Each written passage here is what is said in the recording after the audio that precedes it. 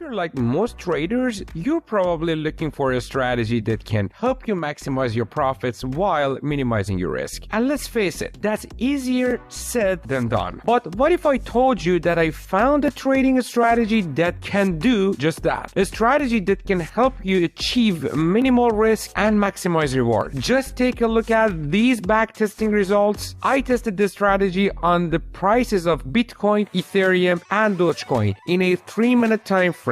And in 2023, here are the results. By no means am I saying that the winning ratio will always be 90%. It's impossible. All I'm saying is that the strategy has massive potential and you should definitely try it out. By the way, traders, if you're looking to take your trading skills to the next level, just start my videos from Module 1, How to Become a Trader free course, which I leave the link down in the description. And you can start from the very beginning of trading, no matter what type of market you are willing to trade on, whether it's crypto, forex, stocks, or any other market.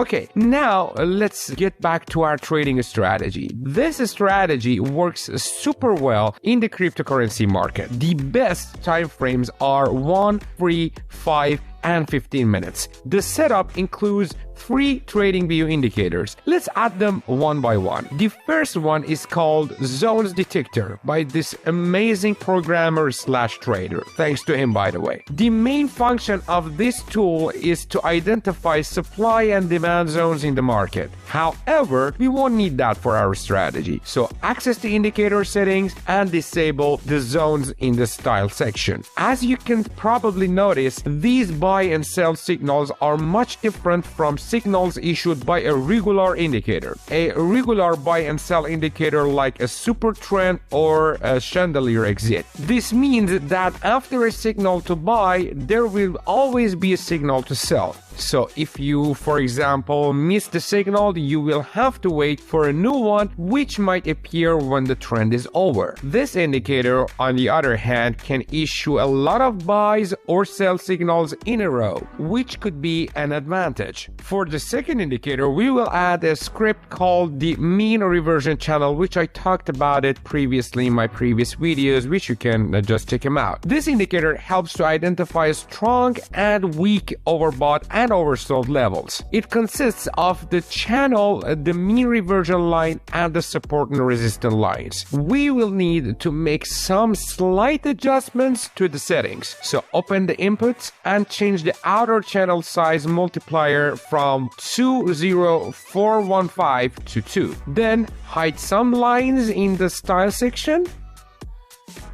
When the price approaches or enters the upper channel, this indicates overbought market conditions. Traders usually place sell orders around this area, which causes a price decline. When the price reaches the lower channel, this indicates oversold market conditions. A lot of traders close their trading positions, which no doubt result in a price reversal. But these price reversals aren't that strong in a heavily trending market. So when the market is, for example, in a strong uptrend, the price often keeps moving in the same direction after it has made such a pullback. The selling pressure is simply not that high to reverse the market completely. That's why a lot of retail traders who go against the prevailing sentiment, believing that the market is overbought or oversold, do not get a chance to make any profit at all. The price simply reverses and triggers their stop losses, leaving them confused. But you want to be smarter than them. That's why I created the following strategy. By the way, there is still one piece missing. The piece is called the smooth moving average. Let's pause here shortly. If you don't know the whole concept about moving averages, different types of them, and how do they work, and how we can take advantage trading using these strong tools, just check my videos about those again, links down in the description. Make sure you add this one right here.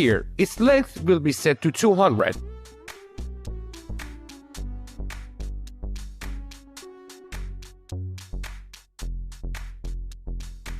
The smooth moving average compares recent prices to historical ones and ensures that their weight is considered equally. The calculation of this indicator does not reference a specific or fixed period, but uses all available data in the series of analysis. This is a perfect indicator for determining the overall trend of the market. When the price is closed above the SMA, this signals an uptrend, and only long trades can be taken during this time. A downward trend is signaled when the price is closed below the SMA, of course, and traders can only take short positions during this time.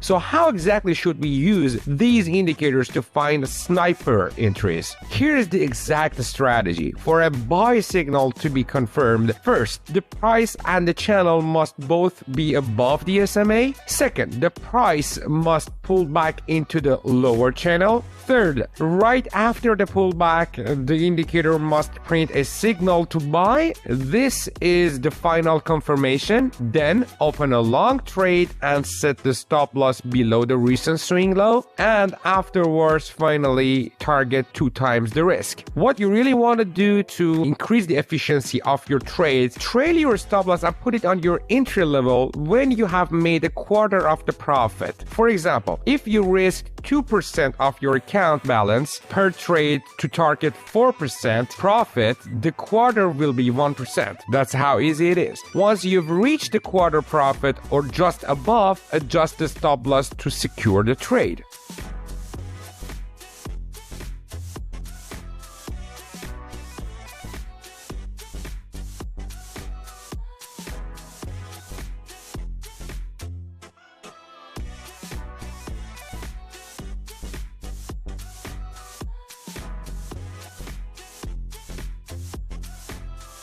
For a sell signal to be valid, the price and the mean reversion channel must be both fall below the SMA. The price needs to approach this upper channel, and then the indicator must issue a sell signal. Set the stop loss above the recent swing high and target 2 times the risk. Just like the long trades, adjust the stop loss to the break-even level once you've reached a quarter of the profit. Because of the specific entry conditions, it is quite obvious that the strategy does not give a lot of valid entries. If you want to increase the number of entries, you can make the following adjustments. First, make the mean reversion channel tighter by setting the multiplier to 1.5 instead of 2. Second, you can also change the SMA time frame, which will also affect the number of signals. For example, if you're using the 3-minute chart, set the SMA time to 15 minutes. Now let's see how many signals we can get.